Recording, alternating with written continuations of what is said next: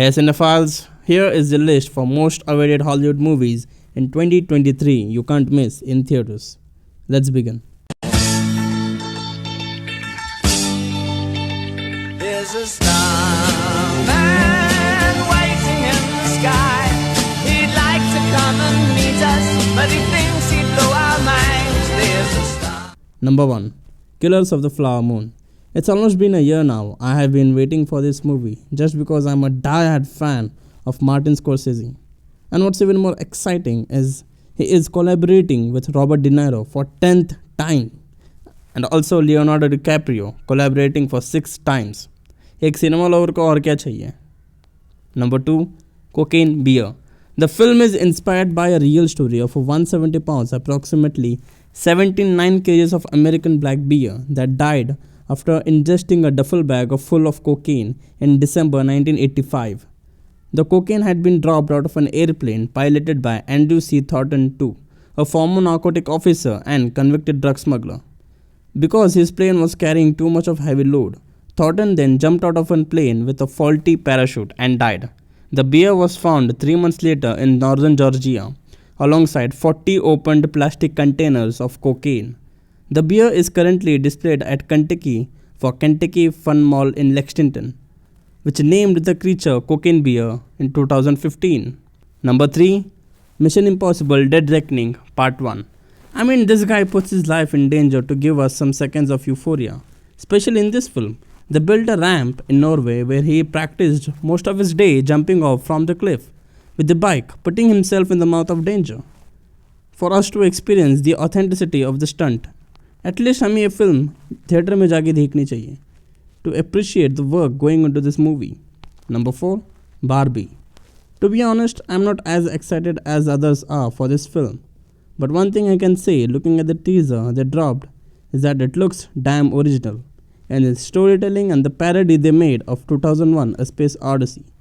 I really have no idea what this film is about, but one thing is sure, it's not only about Barbies itself.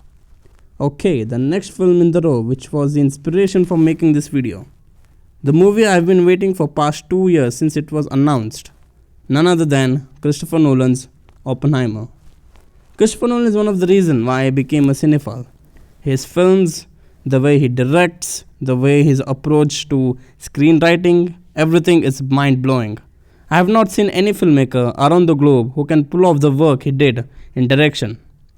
Chris is making a movie was enough for me to go grab an IMAX ticket and sit in a theater. Number 6. John Wick Chapter 4. The nicest guy in the Hollywood is coming for the high table. What else I can say? Number 7. Spider-Man Across the Spider-Verse. I've heard there is an Indian Spider-Man in this film, so I'm really curious how they'll portray this character. How much screen time they will give to this character, or is it even an essential part of this film? Let's see. Number 8. Dune Part 2. Denis Villeneuve is one of my favorite directors out there. He is changing the way we looked upon the sci-fi films for the past decade. He has brought a new way of filmmaking in this genre by making one of the best sci-fi films, Arrival and Blade Runner 2049. Now his latest addition, Dune. I'm not a big fan of Dune universe, but the way Denis Villeneuve has approached its world building and aesthetics has caught my attention and increased the hype for Part 2. Number 9. Ant-Man and the Wasp Quantumania. Well, to be honest, I don't have much expectations towards this movie.